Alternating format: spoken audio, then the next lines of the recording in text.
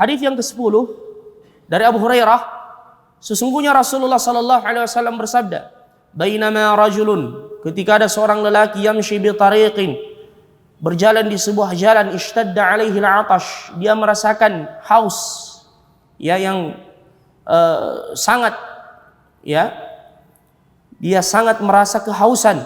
Fawajada bi'ran, dia mendapati sebuah sumur. Fanazala fiha, dia turun untuk minum dari sumur tersebut, ya, mungkin tidak ada timbanya pada saat itu atau sumurnya tidak terlalu dalam. Fasyarib, dia kemudian meminum, ya, karena biasanya di tengah padang pasir itu ada sumur yang disebut dengan oase, ya, tidak terlalu dalam, ya, tempat unta-unta atau orang yang lewat, para kafilah, untuk mengisi perbekalan mereka sebelum mereka melanjutkan perjalanan. Thumma kharaj, dia keluar dari sumur itu. Fa idza kalbun yalhas ya'kulu thara min al-'atash, dia mendapati seekor anjing menjulurkan lidahnya dan dia menjilat-jilat tanah yang basah di sekitar sumur itu karena anjing itu kehausan. Faqala ar-rajul, lelaki itu kemudian berkata, laqad balagha hadzal kalbu min al-'atash mithla alladhi kana qad balagha minni, sungguh anjing ini telah merasakan kehausan sebagaimana yang saya rasakan. Fanazala al-bi'r, dia kemudian turun ke sumur tersebut. Famala khuffahu ma'a, dia kemudian mengisi khuf.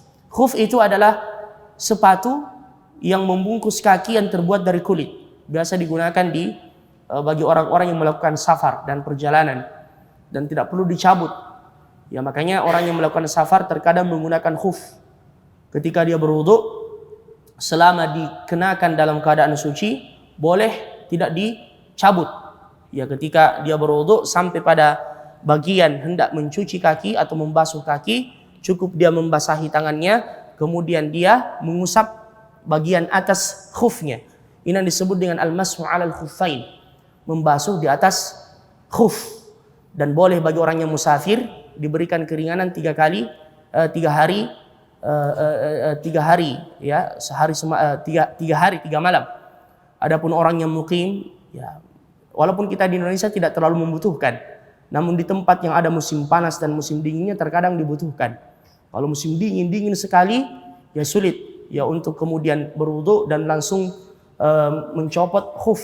Berlaku juga hukum pada kaos kaki yang agak tebal yang menutupi kedua mata kaki, tapi dengan syarat tidak robek. Kalau robek harus dicabut, ya, karena itu bisa membatalkan al-mashu 'ala al-khuffain, ya. Jadi dia cukup mengusap di atas khufnya. Dan ini yang dikatakan Ali bin Abi Thalib radhiyallahu anhu, "Law kana ad-dinu bir-ra'i, la kana asfal al-khuffi ahaqqu bil mashi. Fa inni ra'aitu an-nabiy sallallahu alaihi wasallam yamsah 'ala al-khuffain." Andaikan agama ini semata-mata dengan akal, maka semestinya bagian bawah dari khuf, sepatu itu, lebih pantas dibasuh ketika al-mashu 'ala al-khuffain, karena dia yang menyentuh tanah, yang mungkin menyentuh najis dan seterusnya. Tapi saya melihat Nabi membasuh di atas khufnya. Ini menunjukkan bahwasanya agama itu sami'na wa ata'na. Ada yang kita fahami hikmahnya, ada yang bisa difahami oleh akal kita, ada yang tidak bisa difahami oleh akal kita. Tapi sikap kita sami'na wa ata'na, kita dengar dan kita taat. Makanya kalau setiap syariat ini ditanyakan kepada kita, apa hikmahnya? Maka jawaban yang paling pertama, hikmahnya adalah karena Allah dan Rasulnya memerintahkan kita seperti itu. Itu dulu yang penting. Sami'na wa ta'ana. Tidak mesti kemudian harus difahami. Ya, wa ma utitu minal ilmi illa qalila. Kalau kita memahami, alhamdulillah. Ya, tapi kalau kita tidak memahaminya bukan alasan bagi kita untuk meninggalkannya. Karena ada orang yang disebut dengan al-aqlaniyun. Semua harus masuk akal katanya. Ya, dia mengatakan bahwasanya saya tidak terima hadis ini karena tidak masuk di akal saya. Ya, kalau begitu banyak syariat yang dia tidak jalankan, ya, karena akalnya terbatas, ya. Taib. Thumma amsakahu bihi. Kemudian karena dia menggunakan tangannya untuk naik dari sumur, dia membawa khuf tersebut yang berisi air dengan mulutnya. Hatta raqiya, sampai ketika dia telah berada di atas, fasaqa al-kalba, dia memberi minum pada anjing itu. Fasyakarallahu lah, Allah berterima kasih kepadanya. Di antara nama Allah adalah Asy-Syakur, Maha berterima kasih. Amalan yang sederhana Allah membalasnya dengan pahala yang luar biasa.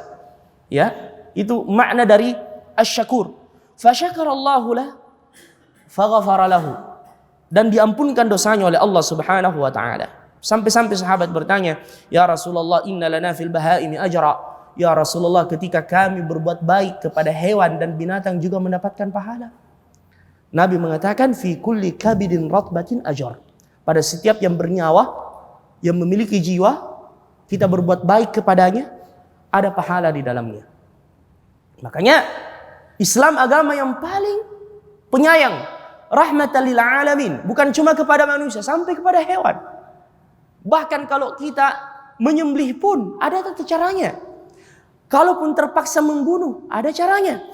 Makanya dalam jihad Allah Subhanahu wa taala memberi wahyu kepada para malaikat yang membantu para sahabat dan Rasulullah dalam berjihad. Ya, Allah Subhanahu wa taala, "Idz yuhi rabbuka ilal malaikati anni ma'akum fathabbitul ladzina amanu sanulqi fi qulubil ladzina kafarur ru'ba fadribu fawqal a'naq wadribu minhum kulla banan."